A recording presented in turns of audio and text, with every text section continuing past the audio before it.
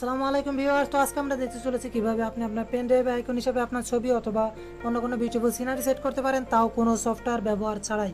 তো তার আগে বলে নিই, আপনি যদি আমার চ্যানেলে নতুন হয়ে থাকেন তাহলে সাবস্ক্রাইব করে নিন আর পাশে আসা বেল আইকনটিকে টুং করে বাজিয়ে দিন, যাতে করে আমার টেক রিলেটেড নতুন ভিডিও নোটিফিকেশন আপনার কাছে অটোমেটিক্যালি চলে যায়। তো বিষয়টা আসলে এরকম হবে, আমার ডিসপ্লে থেকে পেন ড্রাইভ ওপেন করে নিচ্ছে। এই যে দেখতে পাচ্ছেন, আমি আমার পেন ড্রাইভে আমার ছবি সেট করেছি আইকন হিসাবে।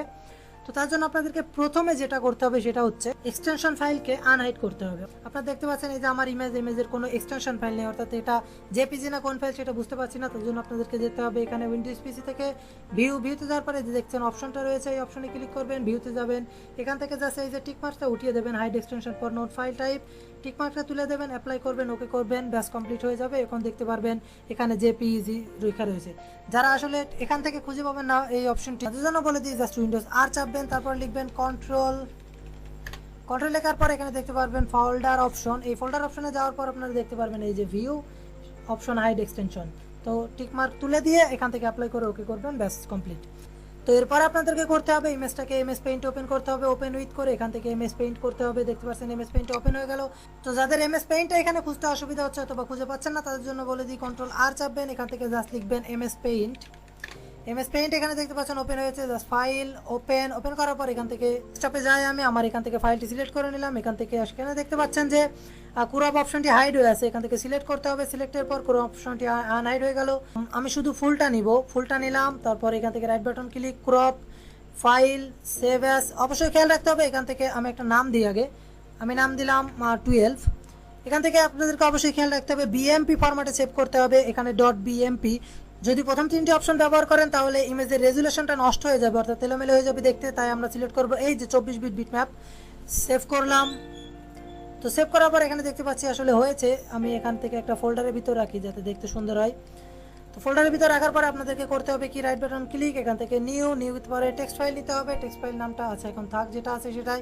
এখান থেকে 2 লাইন কোড লিখতে হবে, থার্ড ব্র্যাকেট দিয়ে অটো রান লিখে নিতে হবে। তো 1 লাইন কোড শেষ। তারপর লিখতে হবে আইকন ইকুয়াল, এখানে আপনাদের জাস্ট নাম দিতে হবে 12.bmp। এখান থেকে ফাইল, সেভ অ্যাজ করার পর এখানে দেখতে পাচ্ছেন যে নাম চাচ্ছে, নামটা দিব autoRun.inf। এখান থেকে খেয়াল রাখতে হবে অবশ্যই এখানে আইএনএফটা দিতে হবে। তারপর সিলেক্ট করতে হবে অল ফাইল, সেভ। এখানে দেখতে পাবেন একটা আইএনএফ ফাইল চলে এসেছে, আমি এটা ডিলিট করে দিই, ওকে।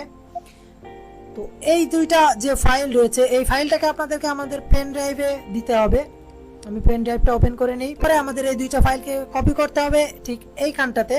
কপি করার পর এটা কেটে দিই, এটা কেটে দিই। এখানে আমার পেন ড্রাইভ ওপেন করি। পেন ড্রাইভে দেখতে পাচ্ছেন আমার ইমেজটি চেঞ্জ হয়নি। পেন ড্রাইভটা আমি খুলে নিলাম কম্পিউটার থেকে, আবার ইন্টার করি। ইন্টার করার পর এখানে দেখতে পাচ্ছি আমাদের আইকনটি চেঞ্জ হয়ে গেছে। আমি আমার পেন ড্রাইভের ভিতরে যাওয়ার পর এখানে দেখতে পাচ্ছি দুইটা অপশনই রয়ে গেছে। আসলে এখানে থাকলে তো যে কেউ বুঝে ফেলবে আসলে আমরা কি করেছি। তার জন্য আপনাদেরকে করতে হবে এই দুটো সিলেক্ট করে রাইট বাটন ক্লিক, প্রপার্টিসে যে হিডেন অপশনটি ওপেন করে অ্যাপ্লাই করতে হবে, ওকে করতে হবে। এখানে আসলে হিডেন হয়েছে কিন্তু তারপরও এখানে শো করছে, তার জন্য আপনাদের ভিউতে যেতে হবে, ফাইল অপশন, ভিউ। এখানে দেখতে পাচ্ছেন show hidden file option open করা রয়েছে, এখান থেকে ডোন্ট শো হিডেন ফাইল করতে হবে, অ্যাপ্লাই করতে হবে, ওকে করতে হবে, ব্যাস কমপ্লিট হয়ে গেল আপনার পেন ড্রাইভটি। তো এই ছিল আজকের ভিডিও। পরবর্তী লেকচার ভিডিওতে দেখা হবে নতুন কিছু বিষয় নিয়ে। ততক্ষণ পর্যন্ত ভালো থাকুন, সুস্থ থাকুন, আল্লাহ হাফিজ।